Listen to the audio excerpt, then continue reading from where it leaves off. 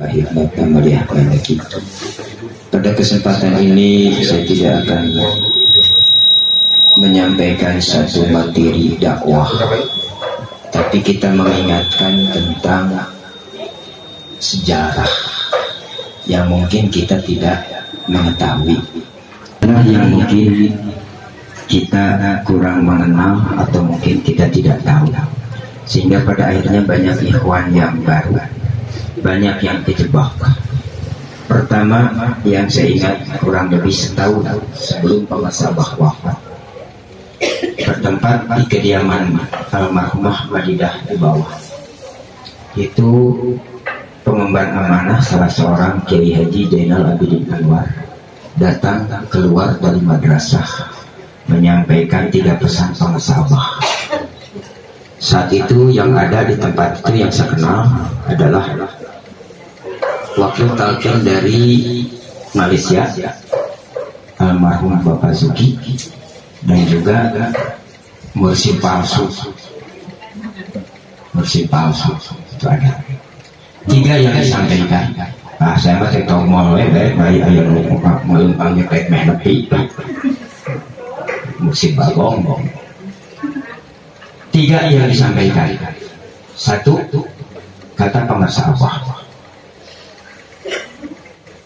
alhamdulillah sabaklah abah TKN Suryalaya terpindah keluar di Suryalaya. Sabaklah abah TKN Suryalaya tidak akan pindah dan tidak akan keluar dari Suryalaya. Jelas kan? 1. Nanti disampaikan kenapa bisa ada terjadi di luar Suryalaya. Saya akan buka lagi sejarah. Yang kedua, kata pengasabah, abah temelang tehariwang ku tempat sarekna jeung eusi beteungna anak jeung murid abah. Jadi abah tidak akan khawatir dengan tempat tinggal dan isi perut dari murid dan anak abah. Jadi ikhwan itu nggak usah khawatir, insya Allah ya. Ikhwan-ikhwan pada gemuk yang nggak punya beras tinggal datangi tempat manakib. Ada wamil dakwah wajib miludahan. Insya Allah satu. Yang kedua, tempat tinggal. Kita sesama ikhwan, walaupun baru ketemu, di saat kita kemalaman atau bagaimana menjadi musafir, kadangkala dimanapun, welcome, seakan-akan saudara, ayo nginep di tempat saya aja. Itu satu bukti ucapan sama-sama. Yang ketiga, di situ disampaikan Pak Jajan juga merasa apa yang kelihatan, kalau bahasa Sundanya mah dumarida, anu ku abah dimelangkeun dikhawatirkeun teh sieun anak murid abah geus teu bisa ikhlas. 3 itu yang dikhawatirkan. Dari 3 ini, pertama kata pengasabah, TKN tidak akan pindah dan tidak akan keluar dari Suryalaya. Saat itu yang langsung menanggapi sambil menangis itu almarhum Ustaz Zuki.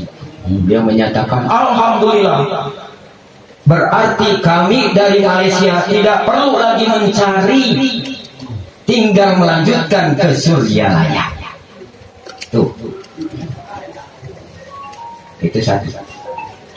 Jadi bagi kita ikhwan TKN Pondok Pesantren Suryalaya, jika seandainya ada yang mengaku mursyid, mau ke 38, mau ke 37,5, mau bagaimana, jangan percaya, bohong. Kecuali kalau tidak percaya pada ucapan sama-sama. Itu bohong. Yang kedua, motif dari pernyataan. Ingat kan di YouTube banyak. Hirqah kemursidan tidak akan turun ke wakil talqin. Wakil talqin yang menginginkan jadi mursyid 1000 triliun aja keinginannya tidak akan jadi. Itu kerja gerkene. Kerja gelok benar. Satu ya. Jadi bukan turun ke Hirqah Wakil Talqin. Walau pada akhirnya dia jadi ngaku mursyid, nanti dibuka biar ikhwan anu kaditu sadar. Yang kedua mengatakan kemursidan pangersa Abah 45 tahun deui. Betul kan? Udah jelas. Kenapa dia jadi ngaku? Nanti dikupas lagi. Biarkan sejarah. Dan kenapa dia bisa jadi begitu?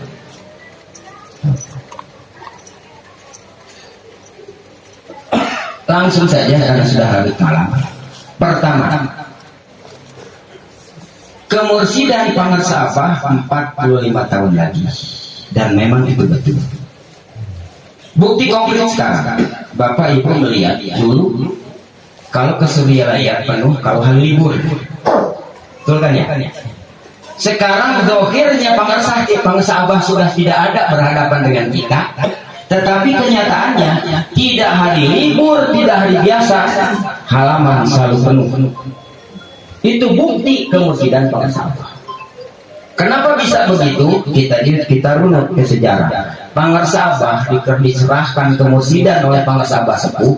Itu saya dari Tanbit itu dari tahun 1956 yang ada tulis.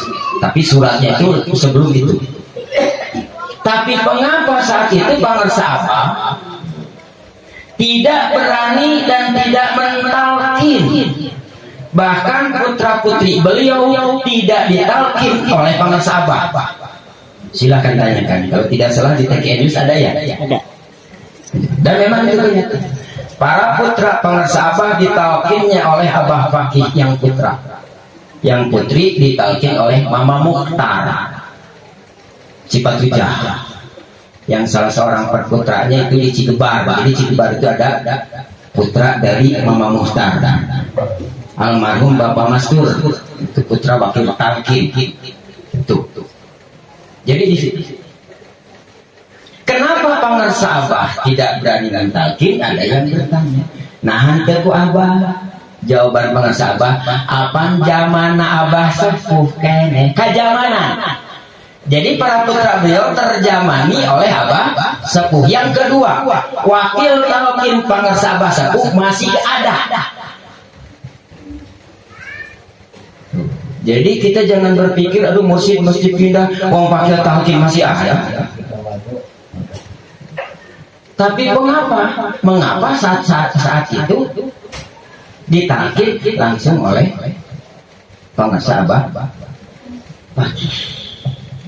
Satu, sifat mursyid itu ketawaduan, karena memang itu adat dan akhlak mursyid itu seperti itu. Dalam Anwarul Qudsiyah disebutkan salah satunya haram seorang mursyid, seorang murid itu berpindah mursyid. Itu jangan hanya yang dibukakan itu harus mencari mursyid yang hidup. Bagi yang belum pernah punya mursyid, kalau yang sudah punya tidak perlu. Ibarat haji, kalau udah sekali udah cukup. Bukti, apakah para putra Abah sepuh ditalqin oleh Abah Fakih, sementara Abah sepuh telah menyerahkan kemursidan ke pangersa Abah Anom? Apakah Abah Fakih diangkat jadi wakil talqin oleh Abah Anom? Tidak kan? Abah Dullah juga tidak. Tapi mengapa saat itu Abah Fakih, Abah Dullah nalkin? Padahal secara struktural kalau organisasi itu sudah tidak bisa mentalkin, betul tidak? Karena kemursidannya sudah bukan, sudah pangersa. Tapi beliau tetap mentalkin. Apakah diceritakan Abah Fakih berbaiat lagi dan diangkat jadi wakil talqin oleh Abah Anom? Belum pernah mendapatkan kan ya? Itulah akhlak seorang mursyid dan murid dari seorang mursyid sebelumnya. Bahwa seorang mursyid sebelumnya dia akan mewariskan akhlak, hormat, adab kepada mursyid sebelumnya. Abah Fakih tidak dibaiat lagi, tidak diangkat lagi jadi wakil talqin pangersa Abah, tetapi beliau begitu takdim kepada Abah Anom karena mursyidnya. Di dalam hirqah ketarekatan itu bukan berpindah mursyid, tapi bertabarruk. Persis seperti Abah sepuh diriwayatkan bertabaruk ke Syekh Abdul Karim. Saya dapat cerita ini dari almarhum Abah. Kenapa di dalam silsilah kok jadi ada Abdul Karim? Karena saat Abah sepuh ke Mekah itu ketemu dengan Syekh Abdul Karim, bertabaruk, bukan bermursyid tua, bertabaruk. Abah Pakih bermursyidnya tetap ke pangasa Abah sepuh, tapi tabaruk. Kalau Abah Pakih, Abah Dullah tidak bertabaruk ke Abah Anom, sama dengan kemuridannya batal. Itu. Jadi bagi kita yang pernah bermursyid kepada pangasa Abah Anom, tidak perlu lagi jadi mursyid, cukup sekali. Bagi yang belum, silahkan. Dan kemursidan pengesabah Anom selama masih ada wakil talqin, itulah masih zaman beliau, masih zaman. Jadi tidak perlulah berpikir gimana nih para sesepuh wakil talqin pada meninggal sementara mursyid yang baru belum muncul. Itu bukan urusan kita, betul nggak? Bukan ranah kita. Ngapain mikirin yang bukan urusan kita, ranah kita? Tentang kemursidan upgrading kayak sedaik maliru balik. Itu kan kerjaan, benar nggak? Ngapain mikirin mursyid? Mandi tobat diadok, banyak yang sudah tidak melaksanakan kan? Bukan sudah tamat, sudah tidak melaksanakan kan? Itu kan. Jadi pekerjaan Abah dari Abah juga banyak yang belum kita kerjakan. Yang paling kita kenal DKM, Dikir, Khotamat, Manakibat. Kita bermurid ke pangsa Abah, sudahkah kita mengadakan khotaman dan bisa mengundang ikhwan yang lain untuk melaksanakan khotaman di rumah kita? Itu juga belum bisa kita kerjakan kok. Kenapa mikirin masalah wakil talqin banyak yang meninggal? Sudahkah kita mampu melaksanakan manakib dan mengundang ikhwan yang lain? Itu pekerjaan yang kita harus pikirkan, bukan mikirin masalah mursyid. Itu urusan, bukan urusan. Pekerjaan dari Abah Anom juga masih banyak kok. Nggak perlu mikirin yang hal-hal yang bukan urusan. Ya tapi kan sisa organisasi ini jangan berlindung di organisasi hayang ya malah. Kan jadi gaos leutik, kahayang gede, kawani leutik, pehul, peot hulu. Jadi tidak. Nah, terus kenapa bisa terjadi yang mengaku mursyid? Satu, saya lihat sejarah. Dulu satu pertanyaan saja. Pernahkah yang mengaku penerus 38 bercerita tentang karomah Abah Sepuh atau cerita Abah Sepuh? Ada nggak pernah cerita saja sedikit? Nggak pernah ya? Kalau bercerita aja sarwaja mah bareng Bapak Aing gitu. Nah, sahabat-sahabat goreng Bapak Ali, sahabat dulu yang membenci Abah Sepuh itu 2 orang. Biar tahu semua. Satu ajengan Junaidi, yang kedua ajengan Ibrahim. Ajengan Ibrahim itu bapaknya Gaos. Itu lumitnahan segala macam sampai keluar maklumat kudu mika asih ka jalma nu mika ngewa ka maneh dina sejarah nu mika dikirim domba kadinya. Mun nyaritakeun Abah Sepuh sarua jeung ngagoreng Bapak Aing. Atak teu wani kudu apal ya. Jadi lamun ceritakeun oh sudah nuti itu udah masih turunan kene nyebutna ge uwa ka Suryalaya teh katalian kusaha ku ajengan Ahmad Junaidi nu telah Mama Cimengkung. Di antara 2 ajengan ieu anu naon yang jental itu Mama Junaidi datang ke sini maksudnya mau nantang ka Abah Sepuh cinta cerita eleh abar. Akhirnya dia mau jadi murid Abah Sepuh dan akhirnya dinikahkan dengan Mak Indah yang dikenal dengan Mama Cimengkung ini, yang tanahnya salah sebagiannya itu yang sekarang jadi SMK Darul Muttaqin. Makanya naon anu ngaku 38 loba mitnahan hayang ngasieuh-sieuh Abah Nur di Suryalaya teh sabab hiji ilmu ti Mama Ibrahim turunna ka Abah Nur ka tanah-tanah turunna ka Abah Nur sirik kacida banyak mitnahan. Oh jadi lamun ayeuna kajadian kitu teh sarua Da baheula ge bapana ngewa pisan ka Suryalaya teh, mata ayeuna ge ngewa pisan. Da sabab ti awalna geus niatna lain kadinya. Singkat cerita, manehna datang ka Suryalaya, ditalkin ku Abah Anom minta ditalkin, Abah Anom senyum. Kumujeng Abah Anom tertawa. Ini anaknya mah ka dieu. Kok anaknya mah ke sini? Itu sebabnya bapakna mah anti pisan, ngewa pisan. Tah saat itu Abah Anom cerita tuturkeun gaos. Maksudna tuturkeun teh perhatikan lain kudu nutur jadi muridna. Awasi. Tah sejarah tuturkeun teh. Ibarat ieu bapak gaduh putra gaduh babaturan keur ngamuk. Terus ini tuturkeun. Maksudnya jaga bisi ngamuk. Gitu atuh pakai logika ulah deh kamu bodoh. Tuturkan ayo ditutur ya di sini tak ada apa jadi mata guru perlu nasi tahu sejarah lagi ngewa tuturkan alung kade awasi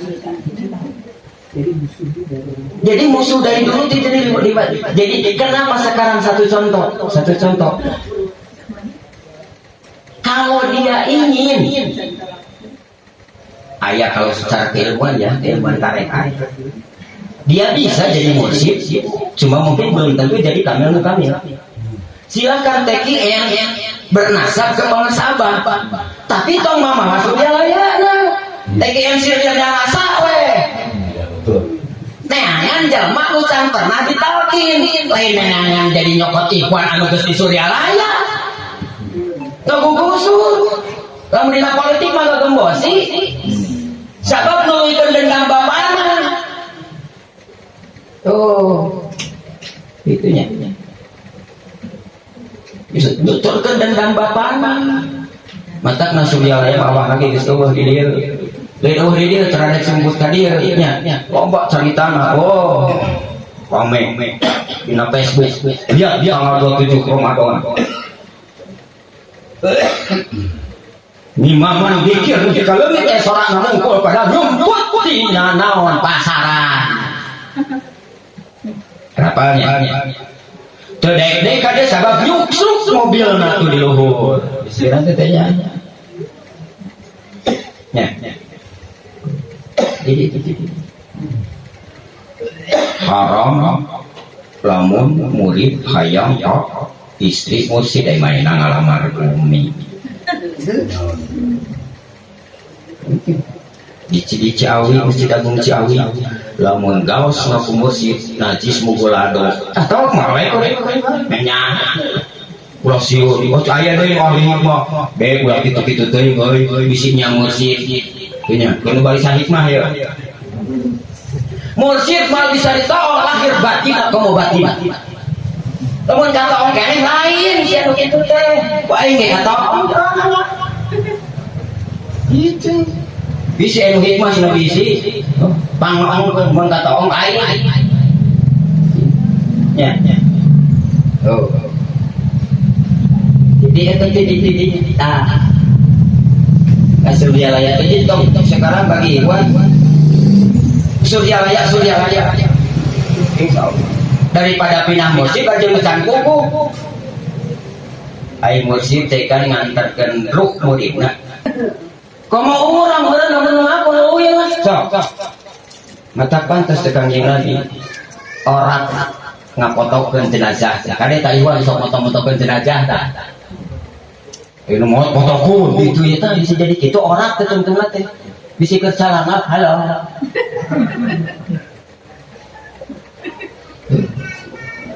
banyak yang mursyid gitu mau tak ikhwan oke nomor rawat begitu secara renyum gitu ya logika tak kudu gitu main teh nama jika nage itu bisa cangka jamin selamat nah kau mau orang batur gitu ya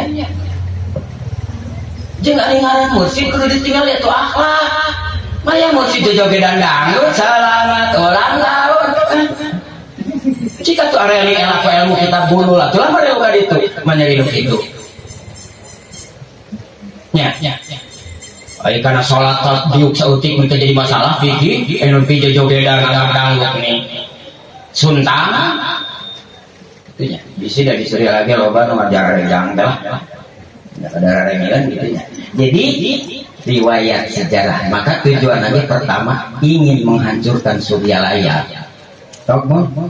Kalau memang dia mau berkolaborasi dengan Suryalaya, ya saling bantu. Entong mau kan Ikhwan Suryalaya tuh loba nu gawe mabok, gawe nu orang pang, nu tadi salat, nu arang mikirna kana zikir, bawa zikir. Masih meninggal sirullah, ngaku mursyid membawa Suryalaya, betul nggak? Nah, ia mengaku dia hayo Suryalaya, kejebak bisa silakan dia ngaku mursyid, tapi tambah TGN sirna rasa secara hirqah keilmuan tasawuf itu sah, silakan bernasab, tapi belum tentu kamil itu sah. Iya malah hayo mancing di kolam ikan batu di akuarium batu, jadi udah kelihatan dari situ. Jadi para bapak ibu hadirin sekalian, disitulah kita harus tahu lihat sejarah, terutama kasihan ikhwan-ikhwan yang lain. Makanya disinilah perlunya kita menginginkan sesuatu pekerjaan, pelajaran dari tarekat itu bukannya sekedar mendengar dan menyaksikan, bukan menyaksikan, mendengar saja terus. Tapi kita harus mencari keberadaannya. Kalau kita ingin tahu atau kalau orang Sunda, hayangnya kana boboko, kumaha boboko, datang atau kata tempat nyiun. Saya dulu ke Suryalaya tahun 89, itu mau ke Suryalaya, belum berani mengamalkan secara utuh, tetapi saya menelusuri bagaimana kebenaran Suryalaya dengan cerita-cerita. Saya sering ngobrol dengan almarhumah Mahlah, Madidah, Mayu, almarhum Aki Anta, bercerita tentang apa? Menanyakan bagaimana dulu Abah Sepuh, bagaimana saat dulu Suryalaya, bagaimana jadi riwayatkan. Terus bagaimana tentang dulu yang banyak membenci fitnahan Abah Sepuh gini-gini, diceritakan ini begini-begini. Nah ini jadi tahu, oh iya begitu. Jadi sudah ada ABCD. Nah begitu pula tentang di Suryalaya bagaimana. Jadi sekali lagi intinya bagi ikhwan, bagi kita, yuk kita mencoba hilangkan ikut memikirkan yang bukan ranah. Masalah kemursidan, masalah segala itu bukan urusan kita. Kita mengerjakan saja yang pekerjaan dari Abah. Satu contoh, pekerjaan dari Abah itu minimal zikir jahar dan zikir. Kita tahu zikir jahar, zikir hobi, ya. Kemudian khotaman dan tentang zikir, sejauh mana kita berzikir pada Allah. Apakah kita cuma bisa cukup zikir jahar? Kalau kita sudah melaksanakan zikir jahar, sudahkah benar zikir hobinya jalan? Di saat berzikir, di saat kita sudah bisa berzikir, zikir jahar, zikir hobi ikut bersama-sama jalan, sudahkah itu terpadu dua-duanya? Minimal merasakan nikmat saja. Kalau sudah merasakan nikmat,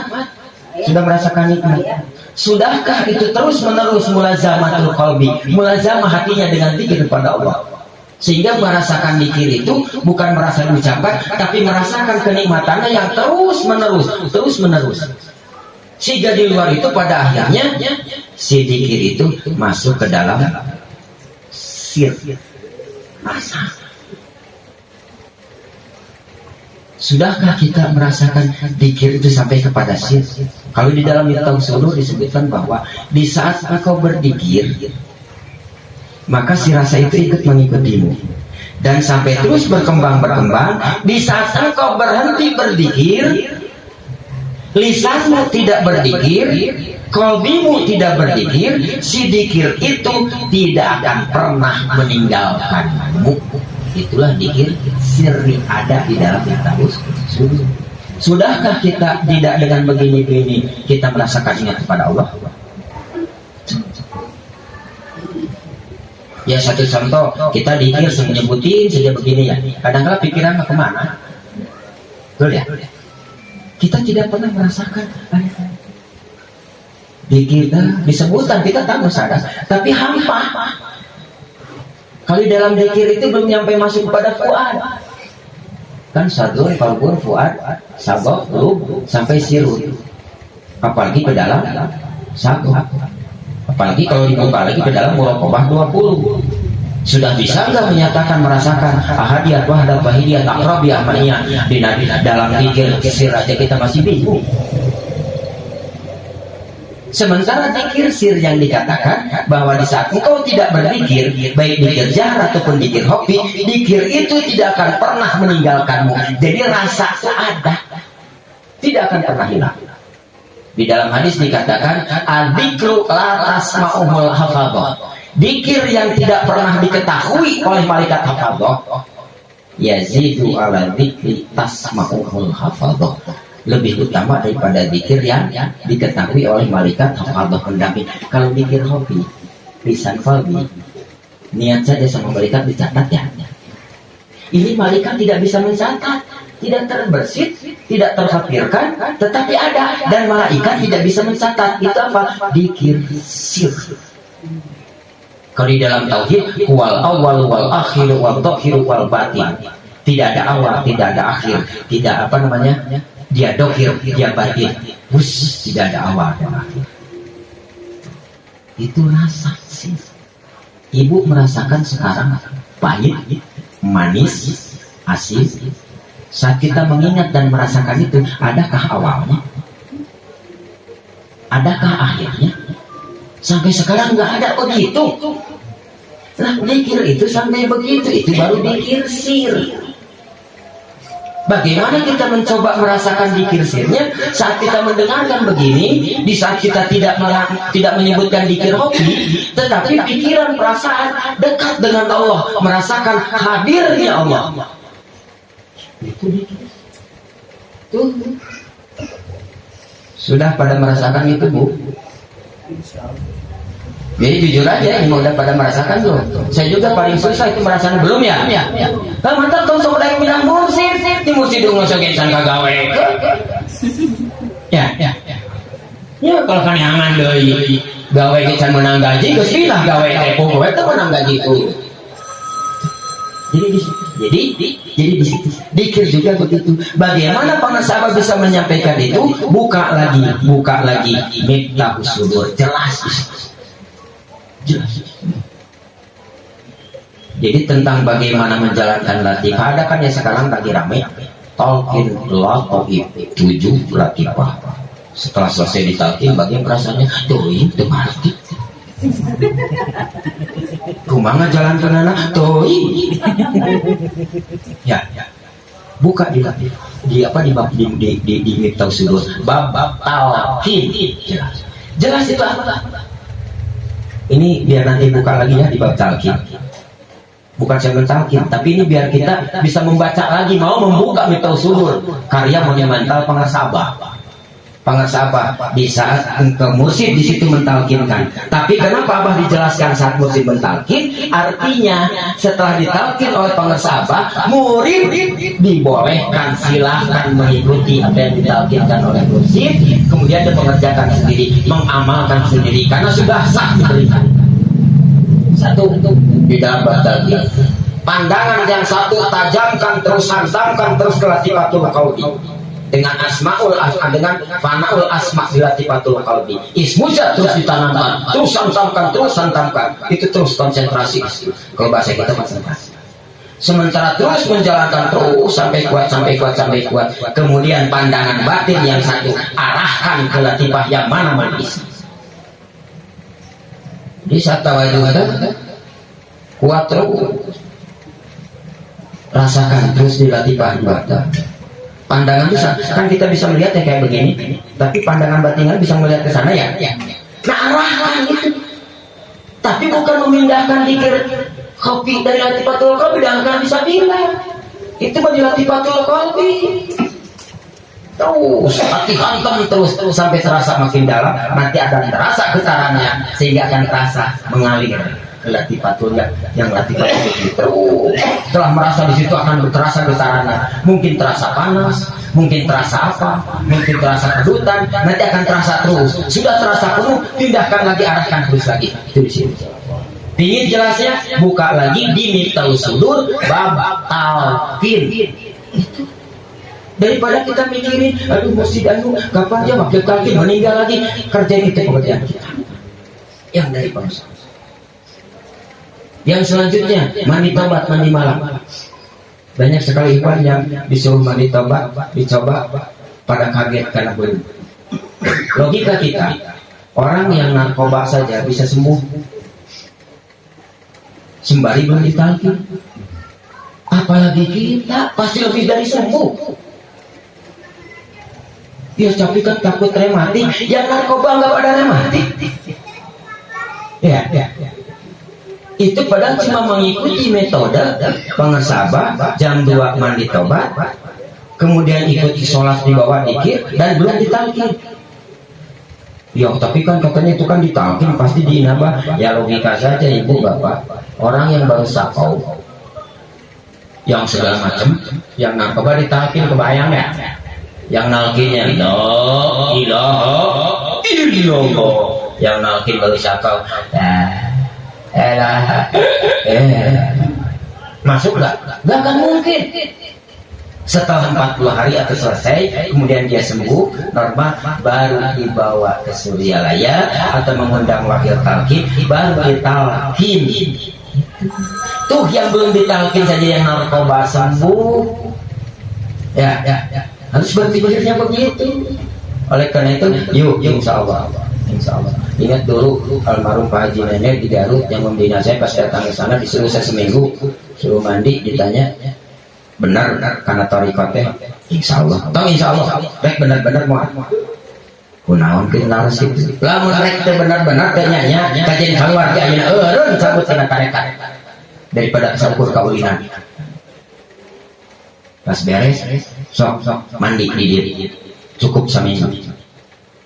Sieun anu paeh malkin sorangan, siapa tahlil sorangan, dibiayaan nepi ka talqin ya, tahlil yang sabaraha poe. Itu tong mikiran paling bertahlilan lah kurang biayaan. Ngumpul sama si Tamagali sorangan. Itu benar, itu pembinaan itu sama ibu. Kita mah pikir takut sakit, takut ini ya. Jadi kayak begitu. Sehingga pada akhirnya tumbuh. Ada paling minimal. Alhamdulillah di upgrade biasanya ada mandi tobat jam 2 ya, cukuplah minimal setahun sekali lah mandi jam 2 kan ya, pas ready gitu. 3 tahun berikutnya itu tak breeding lagi, alhamdulillah 2 kali. Pengasabah itu disebutnya itu sufi modern, sufi masa depan. Bayangkan ini Bapak, zaman Abah Sepuh mandi itu bukan jam 2, tapi disebut nanti bukan mandi tobat, tapi mandi kemanusiaan. Sapoe 40 kali mandi, bari teu pake anduk sapeting 40 kali mandi di jam 8 nepi ka subuh teu mandi kan bayang ya. Jadi selama 40 hari mandi. Kebayang di jam 8 nepi ka jam nepi kasih. Dan bacanya juga bukan Rabbi Angdini, tapi bismillah Allah ya ayyuhalladzina amanu sabiru wasabiru warabitu wattaqullaha la'akum Amun itu 40 hari, maka pengasabah kalau itu terus dipakai, tidak akan mungkin ikhwan-ikhwan yang nanti masa depan bisa melaksanakan.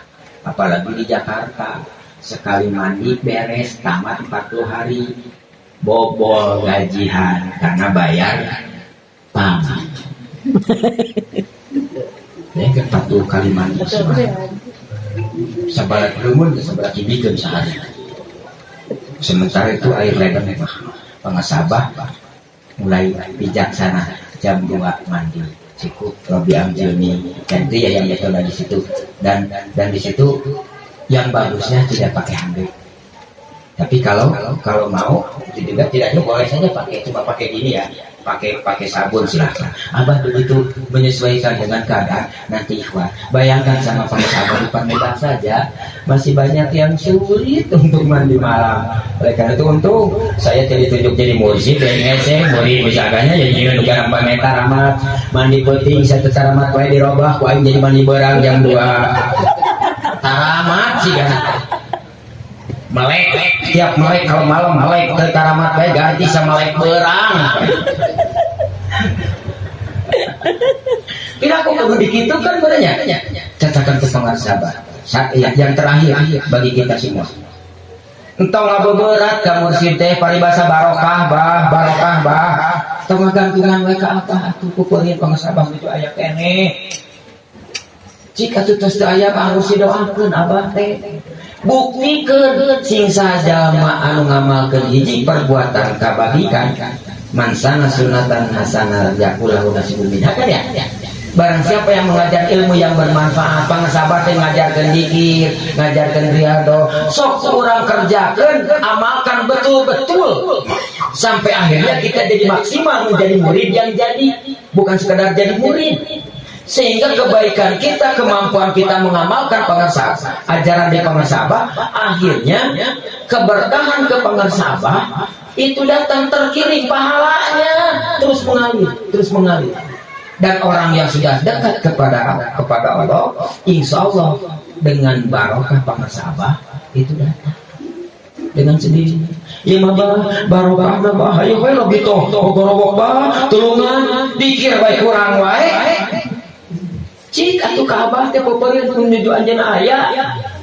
Sok buktikeun supaya naon lamun orangnya ka abah, cinta ka abah, sok sing nyanyi tong sok kabulantungan wae. Amalkeun nuhun abah. Usahakan semaksimal mungkin. Semaksimal. Dan juga jangan berani lagi memfitnah abah. Leuheung basa cohat Sundana. Leuheung basa lamun cariosan abah teh laras. Tapi kumaha eta salah. Akhirnya jadi fitnah mahyaya wal mamati. Fitnah ka abah atas pengasabah teu aya tanpa sadar urang fitnah ka pengasabah rek kumaha menang barokah atuh paribasa abdi aya amanat di abah saur abah anu padahal kahayang sorangan nempel nggak jual ngarang abah gitu. Makanya ibu ulah kajebak bapak anu dongkap ka pengasabah hiji menengna hiji aya tamu kedua aya murid. Lamun tamu dongkap ka pengasabah, lamun tamu disambut mah ku tuan rumah. Bicara ngobrol. Cara ngobrol. Jadi lamun urang ngarasa gagah dongkap ka pengasabah teh ngobrol anu kudu mikir. Nama juga jero berarti urang santi payun abah teh lain murid tapi tamuna abah. Loba nu aya ngembar-ngembarkeun kadeuketan jeung abah raras. Gawas ge mimitina kitu. Abdi aya jeung abah, amanah ti mana? Kapung kada ugi ka ngobrolnya. Heeh, ada si lain mah kerja di tamu abah, mata bisa ngobrol. Anu kadua jadi muridna abah. Ibu lamun dongkap ka pengasabah. Di bumi tos semangat hoyong nyarios ka abah ABCD. Dina pasti payun abah aya bisa kedah. Wah bisa malah aya bareng-bareng ngobrol. Karungkung ku pengasabah dirinya. Dan kadang-kala urang mah ka pengasabahnya lain sadaya-daya pengalaman. Ngadak-ngadak kuat-kuat dikit tuh abah teh. Ya untuk abah mah bijaksana, mun abah mah mun nya kabayang we seri naon euy aya ngadu aya ngresi. Ya kabayang kapan pasabahnya. Ya pengalaman dalam agama dasar apa dongkap itu berjeng kita kieu pengasabah ini ngadoa sakedeung pas anu ngadoa nalika da komentaran ka abah ngadoa sigana masalahna gede teh eta apa deui kalila kitu ngadoana ya berarti saat eta teh urang can berita Nah, sekarang wujudkan, buktikan karomah manqobah yang tadi baca. Fi halatil bu'di ruhi kuntu ursiluha tuqabilul ardu an wahyana ibadi wa hadhihi naubatul asma'i fadham jahadrat famdu jaminaka kaituhdo kaifasaka bihasakati kapungkur abah abdi ngadeheus ka pangarsa abah teh payuneun ngadeheus ka abah hate abdi teh di mana cicingna. Dulu saya menghadap abah ke madrasah membawa air, berhadapan wajah dengan wajah, bisa menatap abah, bisa menatap sahdu, tapi hati saya tidak tahu ada di mana, pikiran saya nggak tahu ada di mana. Buktikan sekarang pengarsa abah sudah tidak ada. Yang kedua, fi halatil budi ruhukun sekarang aku menghadap kepada Tuhan saya. Sekarang kebalikannya, di saat pengarsa abah sudah tidak ada, yuk hantarkan ruh kita, hantarkan ruh kita. Abah, sekarang saya sudah tidak bisa bertemu, bertatap muka secara langsung, secara jari, secara kasat mata, tapi sekarang saya ingin menghantarkan ruh saya kepada pengarsa abah. Itulah yang sebetulnya hakikat Robito. Kaitkan ruh kita kepada pengarsa abah hingga ke insya Allah. Mudah-mudahan satu, kita termasuk golongan yang terdoakan oleh Allah. Amin. Pertama, sebagai murid TKN Pondok Pesantren Suryalaya yang insya Allah dan yakin TKN setelah pengarsa abah nanti tidak akan pindah dari Suryalaya. Setelah periode berikut, walwala semua periode setelah pengarsa abah sekarang, insya Allah tidak akan keluar dari Suryalaya. Yang kedua, mudah-mudahan kita termasuk golongan orang yang dijamin oleh pengarsa abah, dijamin oleh Allah Subhanahu wa Ta'ala, yang tidak akan pernah mendapatkan, merasakan kelaparan dan tidak punya tempat tinggal. Yang ketiga, mudah-mudahan kita termasuk golongan orang yang terdoakan oleh pengarsa abah sebagai orang yang tetap bisa ikhlas. Amin ya robbal alamin. Ala hadhihi niyyah al-fatihah. Bismillahirrahmanirrahim. Alhamdulillah. Iyyaka na'budu wa iyyaka nasta'in. Ihdinas siratal mustaqim. Siratal ladzina an'amta 'alaihim ghairil maghdubi 'alaihim. Kurang lebihnya mohon maaf. Wabillahi taufiq wal hidayah. Assalamualaikum warahmatullahi wabarakatuh.